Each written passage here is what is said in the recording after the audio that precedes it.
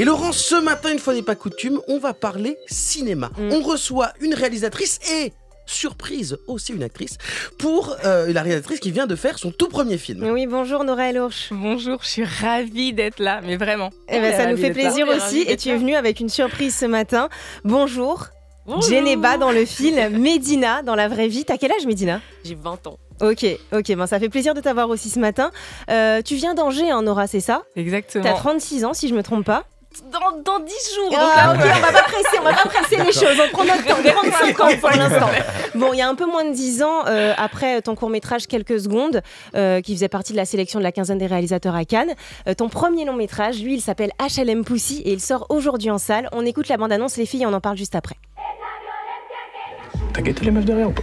Princesse Yasmine, t'as Instagram? C'est grave belle. Et toi, t'es Aladdin, et tu vas le sortir le tapis, vous allez voler.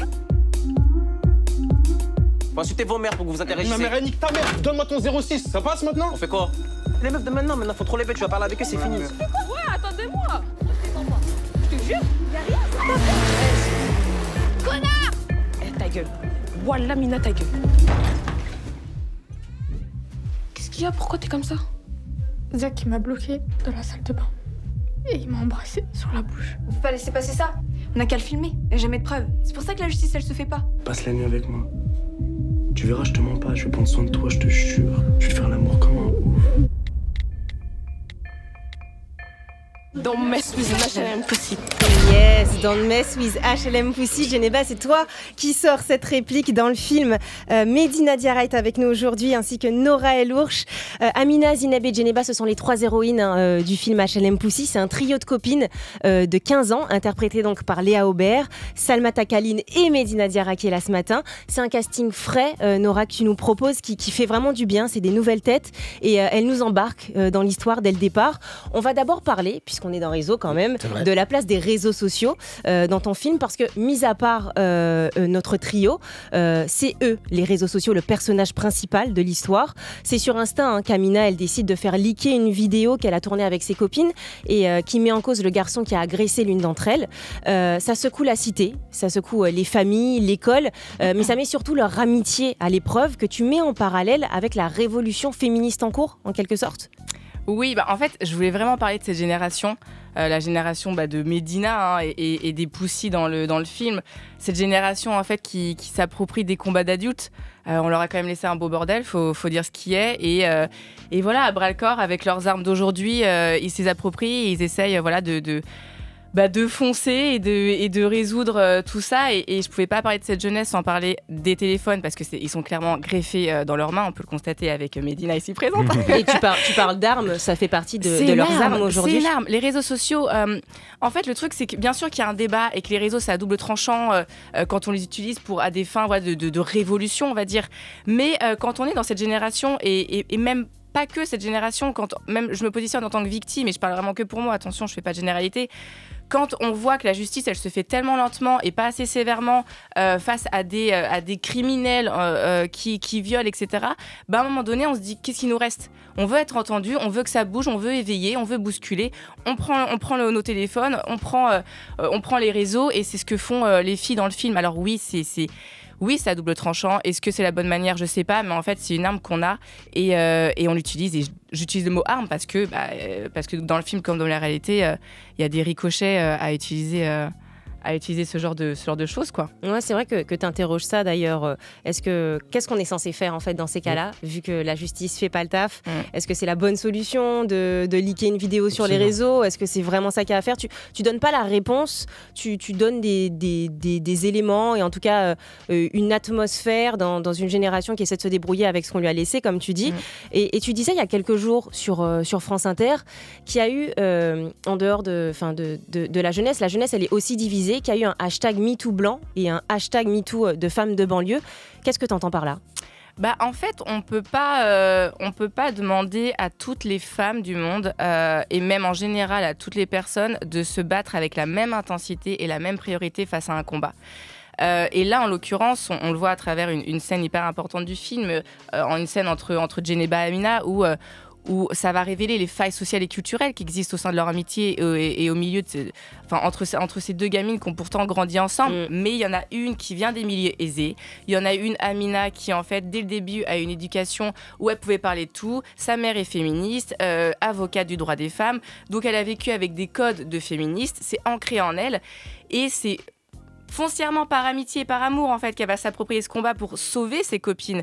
Elle le fait avec une maladresse incroyable parce qu'elle impose sa vision des choses, mais c'est que de l'amour. Et en fait, elle se heurte à une autre vérité qui sont ses deux copines de banlieue, Zineb et Djeneba, qui avant en fait de se battre pour s'affirmer et s'assumer en tant que femme, elles ont d'autres combats comme celui de trouver de la thune, d'avoir cette peur justement d'un jour de pas en avoir, de se battre parce qu'en fait on est une femme noire, une femme arabe avant tout, parce qu'on porte une religion qui peut être décriée partout. Enfin voilà, c'est le fait, c'est comme ça aujourd'hui. Maintenant, ce que le film aussi raconte, c'est qu'une fois qu'on a compris ça, une fois qu'on s'est entendu, qu'on s'est comprise et qu'on se juge pas, c'est à ce moment-là qu'on va pouvoir main dans la main se battre pour un même combat. Médina, c'est ce que tu avais ressenti quand tu as reçu le scénario, quand Nora elle t'a proposé le rôle? Directement quand j'ai lu le scénario, déjà j'ai kiffé le rôle de Djeneba et je voulais tout de suite participer. Mais c'est vrai qu'avec tous les messages que HLM Poussy essayait de dénoncer par tous les moyens, directement, même à la lecture, on savait que certes c'était le combat, mais on ne pouvait pas le mener de la même manière. Directement, on voyait que Amina elle avait une manière de faire, que Zineb et Djeneba, elles n'avaient pas du tout la même manière de faire, qu'elles n'avaient pas du tout les mêmes visions. Et pourtant, d'un autre côté, elles étaient tellement potes, elles faisaient presque partie de la même famille. Et tu te dis, mais comment elles peuvent penser aussi différemment, quelque part où elles se rejoignent, quelque part où elles sont ensemble tous les jours, qu'elles traînent tout le temps ensemble, mais le fait qu'on vive pas dans le même environnement, qu'on vienne pas du même milieu social, etc., tout de suite, ça met des barrières avec les combats qu'on a et comment on les affronte. Et d'ailleurs, parce que Nora, je crois savoir qu'une des raisons aussi pour lesquelles tu as fait ce film, c'est que tu as envie de donner envie à des jeunes filles de prendre la parole, d'avoir envie de s'engager, de militer, de devenir elles-mêmes, de s'accomplir librement et d'avoir cette impulsion-là. Je pense que c'est aussi une des raisons pour lesquelles tu as fait ce film. Je me pose la question justement, toi Médina, avec peut-être les autres comédiennes, même les comédiens, est-ce que le sujet du film vous a amené à avoir des conversations entre vous? Est-ce que ça a créé des débats avant, pendant, après le tournage? Est-ce que c'est des choses sur lesquelles vous avez débattu Parce que juste avant que tu répondes, rappelle, t'as 20 ans. Oui, c'est et en fait, quand Mytho a explosé et tout ça, t'étais encore très jeune. Donc t'as vraiment... Oui. Tu baignes dedans, quoi. Ouais. C'est ça. Après, on s'est rencontrés assez tôt, on va dire. Et on a eu 1 mois de préparation. Okay. C'est-à-dire 1 mois quelque part, c'est 1 mois de rencontre, 1 mois de discussion, 1 mois où on apprend à se connaître, etc. Et bien sûr, toutes nos conversations, elles reposaient un petit peu sur ce qui va arriver, le tournage et le scénario. Et oui, tout de suite, on s'est dit, alors, est-ce que toi, tu ferais ça comme ça, même sans être dans le rôle, sans être Djeneba? Toi, en tant que Médina, toi, t'aurais fait quoi? Et toi, Selma, toi, t'aurais fait quoi? Comment tu prends les choses, etc. Par exemple, Selma, c'est quelqu'un qui n'a pas forcément le même caractère qu'elle a dans le film. Et elle, c'est une teutard, direct. Selma, c'est la nonne dans le film. Elle est censée être la nonne dans le film. Et c'est celle à qui arrive c'est celle qui se fait agresser. Oui, c'est celle qui est victime, du coup, dans le film. Et comme moi, on était dans un mood où, par contre, moi, tu me regardes même un petit peu trop, teutard, direct. Mais direct. Et ouais, je pense que, Amina, Léa, elle était plus dans un mood où on peut discuter. Enfin, moi, tu m'intéresses pas. Mais nous, on était vraiment plus dans l'affront, etc. Et c'est surtout, toi, tu t'aurais réagi comment? Toi, ça se tournait vraiment autour de ça. Oui. Et c'est vrai que on n'avait pas du tout la même vision. Et des fois, on voulait sortir du rôle et vraiment s'imposer. Moi, j'aime bien la méthode boulangère. La méthode boulangère. Non, mais, il y a aussi des comédiens. Est-ce que vous en avez parlé avec les garçons qui jouent dedans? Est-ce qu'il y a eu des choses? Est-ce que tu as senti qu'il y a eu un impact de l'histoire sur eux?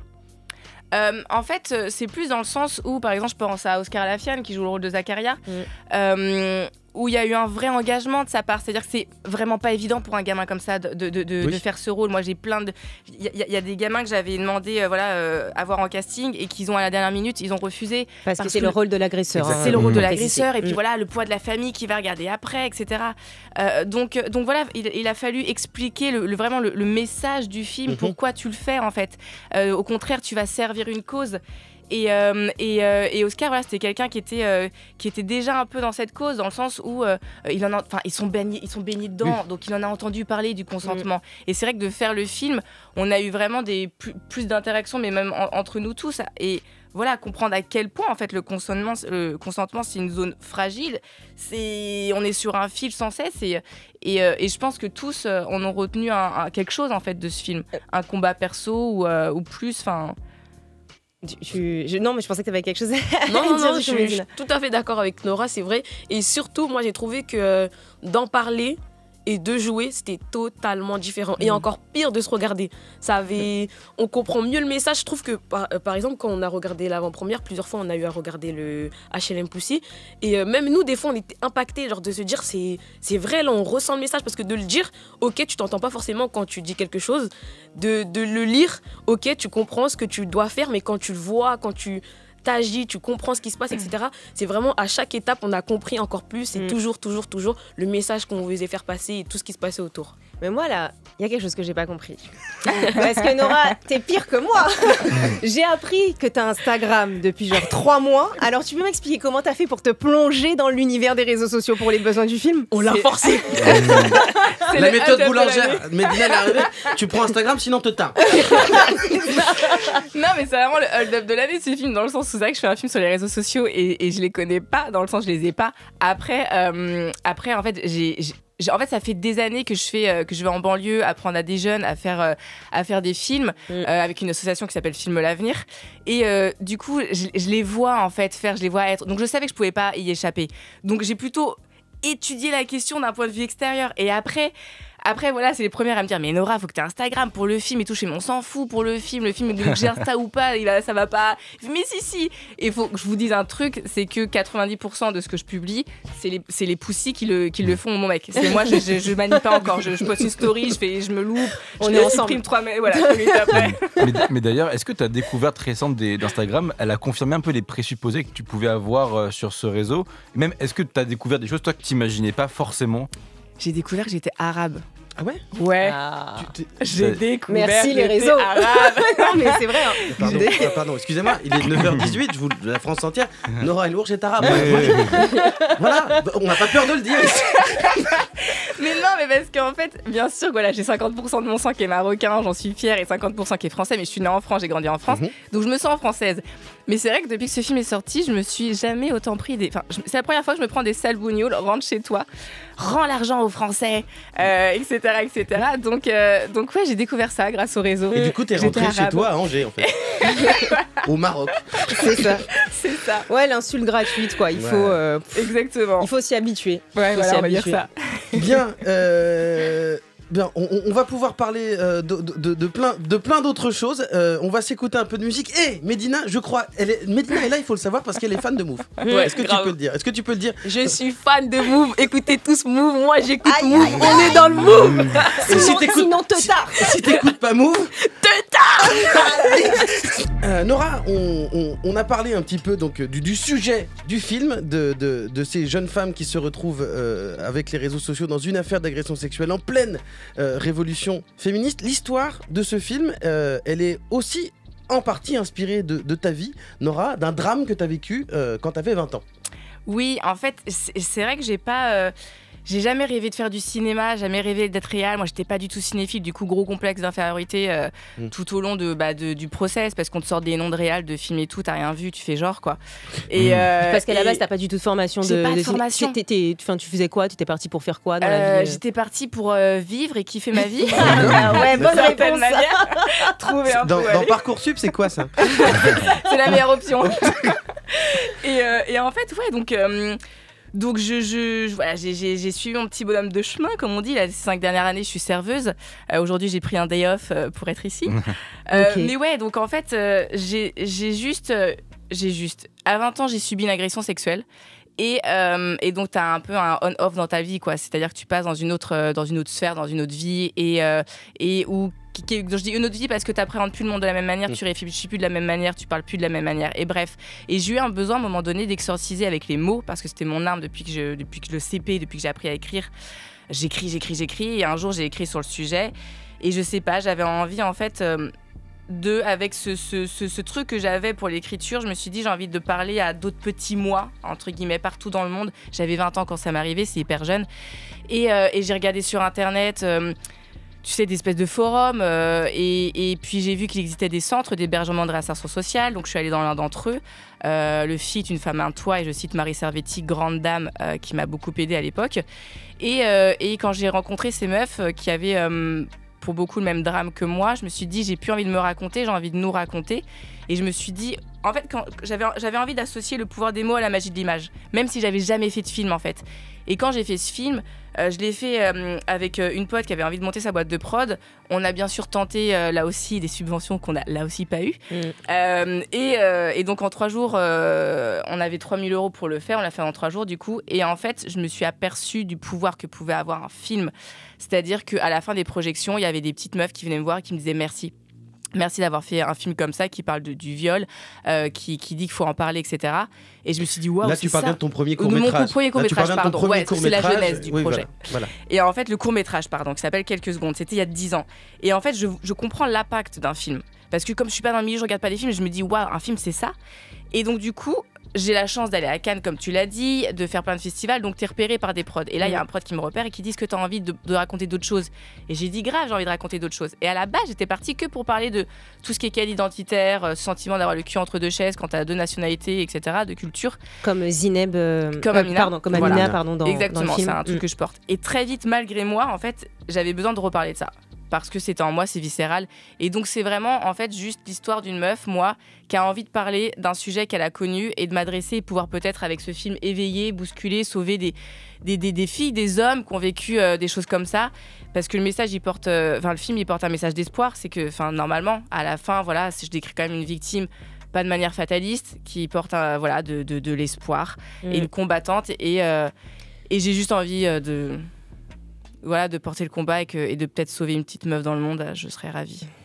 Et tu le dis, malgré Cannes, malgré les producteurs qui viennent t'aborder d'eux-mêmes, ce projet t'a mis des années à le concrétiser. Tu as rencontré pas mal d'obstacles et tu t'en caches pas, tu le dis, ça a pris presque 10 ans, les 10 ans qui séparent le court-métrage du long-métrage en fait. Et comment ça se passe? En fait, tu penses que tu as eu des difficultés à convaincre pour avoir de l'argent, notamment parce que tu es une femme, ou tu penses que ça n'a rien à voir Bah, en tout cas, je vais pas aller là-dedans parce que je ne sais pas si c'est le cas. Peut-être que c'est le cas, mais pas de manière frontale. Pour toi, c'est pourquoi on n'a pas sauté les 2 pieds joints dans ton projet? Tu disais par exemple que d'avoir choisi la forme d'agression du bisou, ça avait été un problème. Mais c'est parce que en fait, ça a été un des gros points noirs du non-financement officiellement, parce qu'officieusement, je pense qu'il y a beaucoup de choses qui se jouent. Parce qu'on me disait que c'était pas assez fort. On me disait mais non, mais il faut que ça soit un viol direct, il faut que ce soit une agression. Je fais mais waouh, c'est une agression en fait, un bisou. Même si le gars s'était juste enfermé dans la salle de bain avec elle, avait fermé le verrou, on est dans une agression les gars. Et en fait donc ça m'énervait ce truc de non, faut que tu ailles plus loin, c'est pas assez fort, on n'y croit pas, tu peux pas porter un film sur un bisou, ça n'a pas de sens. Donc mon combat, moi c'était de continuer de faire ce film et de leur prouver que si en fait c'était une agression et que ça a du sens et que quand on voit le film on le ressent quoi. Et après là tu dis que t'es serveuse, que du coup pour l'instant la thune elle rentre pas forcément grâce au long métrage qui sort en salle aujourd'hui. J'ai pas gagné de thune sur ce film, et vraiment. Est-ce que tu penses déjà au 2e alors, malgré toutes ces galères? Ouais, je pense au 2e, mais clairement, s'il faut mettre 10 ans à le faire, je le ferai pas. J'ai plus la même énergie, je suis vieille maintenant. T'as pas encore 36 ans. Attends, c'est ce que j'allais dire. Ça pardon, tous ceux qui disent. Par contre, dans 10 jours. On a appris 2 choses. Nora El-Bourche n'a pas 36 ans, mais elle est arabe. Ça, c'est 2 choses qu'on a appris aujourd'hui.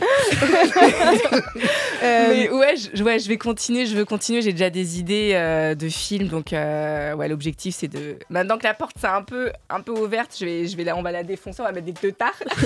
et puis on va rester dans le game. Je sais que après, je vais laisser la place à Tazio pour le radar. Je sais que Bande de filles, c'est une référence pour toi. Oui ou non? Parce qu'à la base, j'avais posé la question, mais j'ai cru voir dans des interviews que tu disais que ça faisait partie de tes références. Le cinéma qui filme le vrai est une référence, donc plutôt le cinéma de Siama. Après, en fait, on m'associe toujours à Bande de filles parce qu'on dit que j'ai fait un film dit de banlieue. Déjà, ça m'énerve quand on dit ça. parce qu'on dit jamais un film dit de la bourgeoisie parisienne, haussmannienne, etc. Alors qu'il y en a pas. C'est le cinéma en fait. Que ça. Que ça. Donc ça m'énerve. Donc en fait, j'adore Bande de filles, attention, mais c'est juste parce que il y a des meufs dans mon film et qu'il y a une partie qui se passe en banlieue, donc on c'est les médias, ça vient pas de toi. On m'associe à tous les films de banlieue du monde et c'est chiant en fait. Parce que en fait, on te cloisonne dans un truc juste parce que voilà, il y a le film de banlieue, le nouveau film de banlieue. C'est lourd. Alors qu'on aurait tout à fait pu dire que ça faisait penser plus à Entre les murs, par exemple, de Laurent Canté. Ouais, voilà. Qui est un film qui a eu la Palme d'Or, par exemple. Fait, moi, ça m'a fait plus penser à ça qu'à Bande de filles. Et voilà, merci. Je tiens à le dire. Move est un très grand média. Si vous ne l'écoutez pas, des teutards. Voilà. Pardon. Des grosses teutards. Tu l'as dit, Laurence, on est totalement à l'heure, peu importe. On va passer maintenant à Tazio. Du lundi au vendredi, Réseau, Guéran, Laurence et Tazio. Nora, avec nous, on a Tazio. Il a repéré quelques contenus en sous-marin sur les réseaux et il va te demander des réactions. C'est ça. Premier contenu, c'est un tweet au sujet de l'ENA Situation. Comme il y en a eu des centaines lors de la cérémonie des Césars, et je vais laisser Laurence le lire. J'aime bien l'ENA Situation, mais je pense qu'il y a plein d'actrices, d'acteurs ou de journalistes dans l'ombre qui auraient pu couvrir le tapis rouge des Césars 2024. C'est quand même honteux. Quel regard est-ce que tu portes en tant que réalisatrice, toi, sur cette polémique de la légitimité ou non de l'ENA Situation à interviewer des gens sur le tapis rouge des Césars? J'en ai marre de ce truc de légitimité parce que moi aussi on me l'a reproché, genre parce que j'ai pas fait d'école, parce que voilà, je viens pas de là. Je pense qu'à partir du moment où on a quelque chose à dire et qu'on est tout le monde peut être à la bonne place au bon moment, au bon endroit, si tu fais bien le taf et si t'es là pour les bonnes raisons. Donc c'est des faux débats pour moi. Et à côté de ça, moi j'ai une autre question. Dans le cinéma, maintenant, on voit beaucoup d'influenceurs qui deviennent des acteurs, des créateurs de contenu qui sont pris, on les critique pour ça, souvent on dit qu'ils sont pris pour leur popularité, parce qu'ils ont des abonnés. Est-ce que ça aussi, c'est pas un problème dans le cinéma quelque part? Moi, à partir du moment où t'as un talent et que t'es le meilleur, t'as ta place. Par contre, faut pas que ça impacte, genre... Par exemple, moi, on m'a demandé de prendre que les poussies soient, quand au moment du casting, faut prendre des influenceuses, faut prendre des meufs qui ont beaucoup de followers pour après la promo, etc. Ça m'énerve par contre. Qu'on impose un truc juste pour l'après, pour le côté fame, hype, ça m'énerve. Maintenant, s'il s'avère que Medina, au moment où je l'ai choisie, avait beaucoup de followers, tant mieux, très cool. Mais toi, tu la prends pour son jeu d'actrice. Je la prends pour le talent. Donc c'est le talent en fait qui doit primer. Et Medina, d'ailleurs, c'est quoi ton rapport par rapport à la place des influenceurs dans l'industrie aujourd'hui? Comment est-ce que tu le constates, etc. Et toi-même, je sais pas si t'as entendu parler de cette polémique avec Léna, est-ce que toi t'avais un avis là-dessus? Moi je suis d'accord, à partir du moment où t'as bossé pour, quelque part dans tous les cas, les gens ils vont te suivre, les abonnés ils vont venir parce que tu taffes pour, t'as du talent, tu t'es là quoi. Et après oui, le fait de prendre quelqu'un juste parce que elle est suivie et compagnie, c'est bof, et même pour toi, peut-être pour un réalisateur, c'est bof aussi. Mais moi, je pense qu'à partir du moment où tu te donnes les moyens, t'es là, tu taffes et tu te donnes tout, forcément, il y a quelque chose qui va venir avec. Mais toi, en tant que jeune actrice, tu te dis pas oh là là, il faut que j'ai un compte Insta avec plein de followers parce que sinon je pourrais jamais CPR, ou tu dis des choses comme ça parfois ou pas? Voire même, est-ce que ton agent, des gens te disent ça serait bien si t'avais un peu plus? Après, moi j'abuse de ouf. Moi j'ai 600 abonnés. Moi je suis comme Nora de base, j'aime pas les réseaux non plus. C'est un peu l'inverse de ton personnage dans le film. De fou. Moi de base, j'aime pas trop les réseaux. J'ai Snap depuis 2016 et enfin c'est tout. C'était mon seul réseau social. Et on m'a déjà dit, même pas forcément mon agent ou quoi, mais on m'a déjà dit, après bon, tu sais que c'est le minimum, genre c'est le minimum, c'est la base, t'es une star, tu veux être quelqu'un, il faut que t'aies du public, t'aies du people derrière toi, etc. Mais moi c'est vraiment pas moi, genre j'arrive pas, j'essaye et tout, mais j'arrive pas. Mais je comprends quelque part que tu taffes, t'as du talent et compagnie, et que du coup le monde il te suit, etc. Mais je trouve pas que c'est forcément nécessaire. Je sais pas, après peut-être c'est parce que c'est moi. Ok, non mais c'est une dernière question de Tazio. Second extrait, une vidéo présentée par Jamel Debbouze sur le concours Film l'Avenir, justement, dans lequel tu interviens. Si tu sais pas comment faire pour réaliser, si tu te poses des questions, t'as très envie d'être réalisateur, mais tu sais pas le cadrage, la lumière, ça c'est très simple. Tu suis nos ateliers à travers toute la France qui s'appellent Film l'Avenir. Est-ce que tu peux nous en dire un petit peu plus sur ton engagement envers ce projet? Ouais, en fait, ce qui est génial avec Film l'Avenir, c'est qu'on va dans des milieux où les jeunes n'ont pas du tout accès à ça ou pensent ne pas l'avoir, en fait, se mettre des barrières de base. Et on essaie de désacraliser tout ça en venant, bon, c'est très rapide, hein, c'est 2 jours le matin, le premier jour du matin, enfin, le matin du premier jour, on leur apprend ce qu'est un film, les bases de l'écriture, en fait, pourquoi on fait des films, c'est quoi les messages, comment on construit un scénario. L'après-midi, on fait des groupes, on crée une histoire, le lendemain matin, on tourne, le lendemain après-midi, on monte. Et en fait, notre but, c'est juste de mettre une petite pierre à l'édifice pour que quand on reparte, ils disent ok, c'est possible. En 2 jours, on a fait un film. Voilà, faut pas.